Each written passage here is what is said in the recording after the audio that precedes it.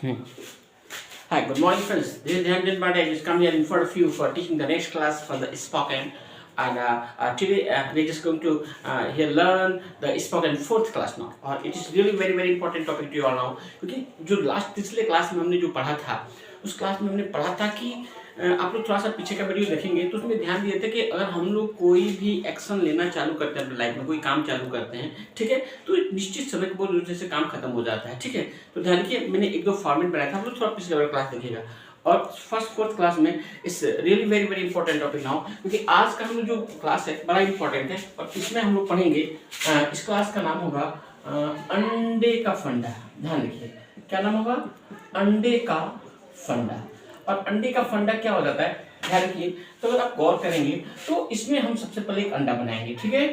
एक अंडा हो गया, ठीक है। और अंडे का जो इम्पोर्टेंट और पीछे का जो भाग हो जाता है, आप लोग गौर करेंगे तो अंडे को देखेंगे थोड़ा सा, तो एक अंडा उबला होकर आप देखेंगे ना, तो उसके पीछे बीच में एक येलो टाइप का छोटा सा एकदम पीला सा भाग होता है, ठीक है, जिसको हम यॉक के नाम से जानते हैं, ठीक है। अगर एक अंडा उबाल दिया जाए, ओके, तो एक अंडा उबालने के बाद आप गौर करेंगे कि उसके ऊपर एक सफ़ेद लेयर होता है, ठीक है, और उसके ऊपर एक और लेयर होता है, ठीक है। अगर हम उसको अंडे को छिल भी दें तो सफ़ेद लेयर जो इस पीले वाले भाग को ढका रहता है। मैं ऐसा क्यों एक्सप्लेन कर रहा हूँ, क्योंकि आज का टॉपिक ही अंडे का फंडा है, तो जब तक हम स्ट्रक्चर को नहीं जानेंगे हम कैसे आगे समझ सकते हैं। ध्यान रखिएगा, तो अंडे के फंडे में जो पीला वाला भाग होता है ना, यही सबसे इंपॉर्टेंट भाग होता है, ठीक है। और मकसद ये है कि जब पीले वाले भाग तक पहुँचना है तो चाहे जिधर से जाइए सफ़ेद लेयर से आपको निपटना ही पड़ेगा, ठीक है। तो ये स्ट्रक्चर हो गया। अब इस स्ट्रक्चर के थ्रू हम लोग क्या सीखेंगे, तो आज हम लोग सीखेंगे कि जब हम लोग किसी को किसी काम का ऑर्डर देना चाहें, ठीक है। ऑर्डर, अब ऑर्डर क्या होता है भाई? ऑर्डर क्या होता है पहले समझिएगा। ऑर्डर हम देते किसको, ये भी समझिए। तो ऑर्डर हम हमेशा अपने से छोटे या फिर इक्वल लेवल पर मैक्सिमम दे सकते हैं, ठीक है। और हमेशा हम लोग जब किसी को ऑर्डर देते हैं तो किसी ना किसी काम का देते हैं, ठीक है, जिसको हम इंपरेटिव सेंटेंस के नाम से जानते हैं, सेंटेंस की बात करें तो ग्रामर में, ठीक है। लेकिन आज हम बात करेंगे कि जब हम ऑर्डर देते हैं तो या तो अपने से छोटे को देते हैं या फिर एकदम अपने फ्रेंड्स जोड़ने देते हैं, अपने इक्वल के लेवल में देते हैं, ठीक है। और जब हम ऑर्डर देंगे तो किसी न किसी वर्क कह देते हैं। जैसे अगर मुझे मान लिया स्टूडेंट, एज ए टीचर हम एज स्टूडेंट को अपने ऑर्डर दूं कि बाबू आप समय से आइएगा, तो समय से आने की होती है कम ऑन टाइम, ठीक है। तो जैसे कम ऑन टाइम कह दिया, मतलब जिस काम का ऑर्डर देना है बस उसके इंग्लिश का भर देना है, और कह दिए तो इंग्लिश में हो गया ऑर्डर, ठीक है। जब मुझे कहना खड़ा हो जाइए तो स्टैंड अप, बैठ जाइए तो सिट डाउन, बाजार जाइए तो गो टू मार्केट। और ये सब पार्टिकुलर इंग्लिश है, बाजार जाने का गो टू मार्केट। और मुझे कहना इंग्लिश पढ़िए तो रीड इंग्लिश, समझ में आना क्या मेरी बात है। अब मुझे ऑर्डर देना है आपको कि आप इंग्लिश बोलिए, तो इंग्लिश बोलिए। तो इंग्लिश बोलने की इंग्लिश क्या होती है? स्पीक इंग्लिश, आपको पता है। तो बस जिस काम का ऑर्डर देना है इस अंडे का बीच वाला भाग बना दीजिए, मतलब कि जिस काम का ऑर्डर देना है वही इंपॉर्टेंट काम है और उसको सीधे कह भर दीजिए इंग्लिश में, हो गया वो ऑर्डर। समझ में आ रहा ना? हाँ, अगर मुझे कहना इंग्लिश बोलिए तो स्पीक इंग्लिश, बाजार जाइए तो गो टू मार्केट, क्रिकेट खेल लीजिए तो प्ले क्रिकेट, और स्नान कर लीजिए तो टेक बात। मैंने पिछली क्लास में दिया है, और नहीं दिया है तो आप देख भी देंगे, दे भी देंगे, लिख देंगे। जिससे मैं कुछ इंग्लिश दिया हूँ जो कि क्लास में हम लोग यूजुअली इस्तेमाल करते हैं। जिससे कमेंट है समय से आ जाना, कमिंग टाइम समय से कुछ क्षण पहले आएगा। जैसे 8 बजे क्लास है ना, तो 8 से 10 मिनट पहले आ जाना, ठीक है। अगर हम कम लेट कहें तो 8 की क्लास है तो 8:05 पे 8:10 पे आना, लेट आने को हम कहते हैं कम लेट, ठीक है। और आने के बाद क्या करना है, हमको ठीक से बैठना है। ठीक से बैठना है तो सीट पर बैठना है, और आके बैठना तो मकसद है ना, आने के बाद इंग्लिश बोलना है, ठीक है। तो स्पीक इंग्लिश, इंग्लिश बोलना है तो स्पीक इंग्लिश, ठीक है। और इंग्लिश कैसे बोलना है? धीरे धीरे नहीं, तेज और साफ साफ बोलना है। तो स्पीक लाउडली एंड क्लियर। लेकिन कितने बच्चे आके बैठ तो जाते हैं और चुप मुंह बंद कर लेते हैं। कीप मम, मुंह बंद करना, चुप्पी साध लेना। कीप मम कहिए या फिर जिप योर लिप कहिए, ये दोनों का मतलब एक ही होता है, चुप्पी साध, ठीक है। समझ में ना? और वो भी आइए तो कोचिंग रोज आइए, कम टू कोचिंग डेली, ठीक है। और मुझे कहना है कि रोज रोज कोचिंग आओ, तो कैसे कहेंगे? Come to coaching daily. लेकिन कितने बच्चे तो ना मैसेज करते हैं ना इन्फॉर्मेशन देते हैं और बिना बताए छुट्टी मांग लेते हैं। उसे हम कहते हैं bunk of the class, without information not coming to the coaching, that's called bunk of the class, बिना बताए छुट्टी मांग देना, ठीक है। और अगर मुझे कुछ मांगना है तो हम कहेंगे गिव मी। जैसे मुझे पानी मांगना है गिव मी वाटर, कॉपी मांगना है गिव मी कॉपी, कलम मांगना है गिव मी पेन। और इन सब से जो इंपॉर्टेंट पॉइंट्स है हम कहेंगे मेक अ हैबिट, आदत डाल लीजिए, मेक अ हैबिट ऑफ और जो भी मीनिंग है, जैसे मुझे कहना है कि पढ़ने की आदत डाल लीजिए, तो मेक हैबिट ऑफ, वर्क है रीड, तो रीड में आएंगे रीडिंग, हम कहेंगे make a habit of reading, पढ़ने की आदत डाल लीजिए। ठीक है, कोचिंग आने की आदत डाल लीजिए, तो make a habit of coming to coaching. ठीक है, दौड़ने की आदत डाल लीजिए, तो make a habit of reading, और इंग्लिश बोलने की आदत डाल लीजिए, तो make a habit of speaking English. ठीक है, और जिस काम का ऑर्डर देना है हम अंडे के बीच वाले भाग को बना देते हैं, जैसे इंग्लिश बोलिए स्पीक इंग्लिश, खड़ा हो जाइए, स्टैंड अप, बैठिए, सिट डाउन। लेकिन अच्छा काम हो तो लोग अच्छा ऑर्डर देते हैं, लेकिन अगर बात कोई गंदा काम है, कोई आदमी गंदा काम लड़ रहा है, तो लड़ने की इंग्लिश होती है फाइट, लेकिन हमको मना करना होता है। अगर हमको मना करना है तो इस अंडे के बाहर हम बना देंगे डोंट, क्या बनेंगे डोंट। ठीक है ना, डोंट का मतलब होता है मत करना, नहीं करना, जैसे बाजार मत जाना, तो देखेंगे डोंट, और यहाँ पे जो भी वर्क है ना, जो वर्क, जिस वर्क का हम ऑर्डर देंगे इसको बीच वाला लाइए। तो हम इंग्लिश बोलने की बात थी, तो हम ये तो नहीं कहेंगे कि इंग्लिश मत बोलिए, हाँ मैं कहूँगा हिंदी मत बोलिए, तो हम कहेंगे डोंट स्पीक हिंदी। ठीक है, बाजार मत जाइए, don't go to market, time waste मत कीजिए, तो डोंट वेस्ट योर टाइम। समझ रहे ना, तो जिस काम के लिए मना करना है हम डोंट के साथ उसे लगा देंगे। समझ में आ रहा है, तो don't waste your time, Hindi में बातें मत कीजिए, डोंट टॉक इन हिंदी। ठीक है, पड़ोसी से मत लड़िए, डोंट फाइट विथ नेबर। बस थोड़ी सी मीनिंग्स आपको पता होना चाहिए, जो कि ले लीजिए या फिर हम दे भी देंगे, थोड़ा सा वेट कर लीजिए आप लोग। ठीक है ना, तो डोंट गो टू मार्केट।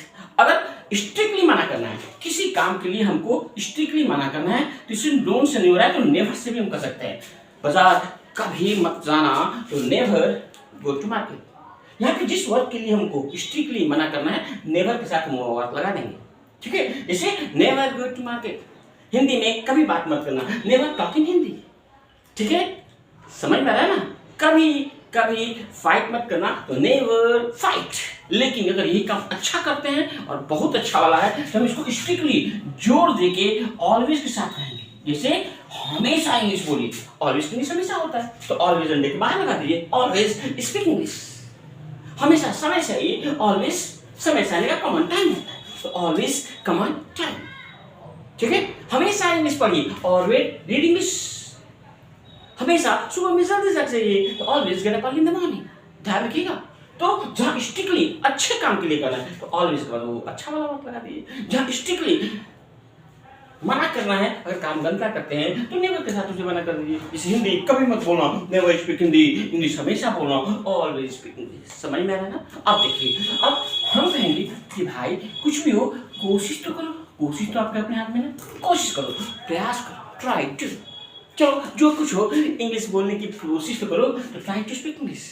समय से आने की कोशिश करो, try to come on time. Improve करने की कोशिश करो, try to improve in your life.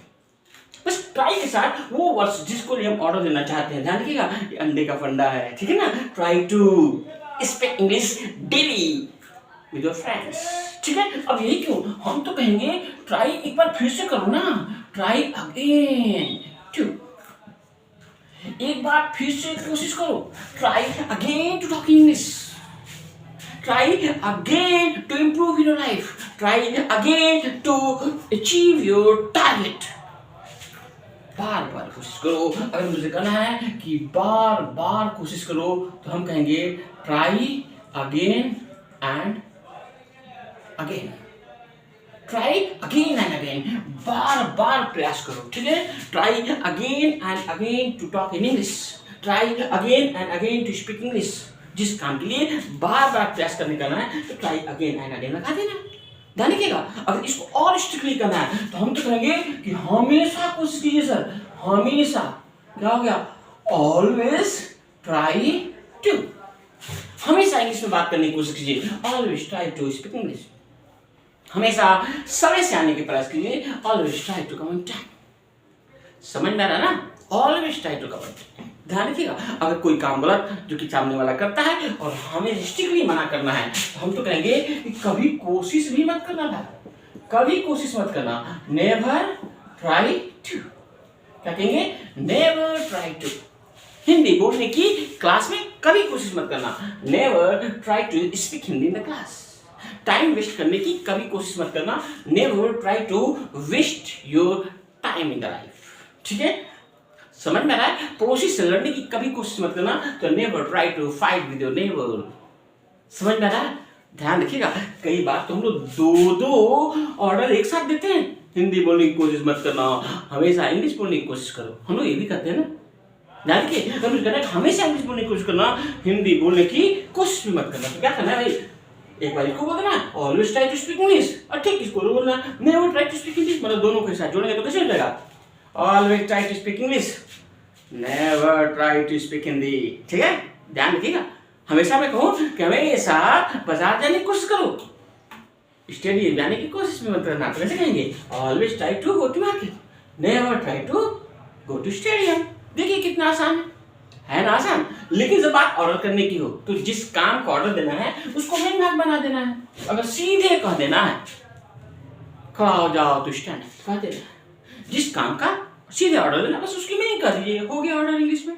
लेकिन अगर इसके सहारे बोलना है तो ध्यान रखिएगा, अगर कोई सहारा की बात हो तो अंडे के बीच बाहर आएगा, चाहे जिधर से जाइए। अंडे के पीले वाले भाग पूछना है तो व्हाइट वाले से निपटना होगा। अगर नहीं के साथ करना है तो डोंट करना, डोंट स्पीक हिंदी। कभी मत जाना तो नेवर गो टू मार्केट, हमेशा जाना तो ऑलवेज गो टू मार्केट, कोशिश करो तो ट्राई टू, उसके बाद जो काम के लिए कोशिश करना है फिर से कोशिश करो तो ट्राई अगेन टू, और वो काम लगा देना जैसे try again to speak English. कहना है कि बार बार प्रयास करो तो try again and again to speak English. हम कहना है हमेशा कोशिश कीजिए तो always try to speak English. ध्यान रखिए, अगर मना करना है तो हम कहेंगे never try to speak Hindi.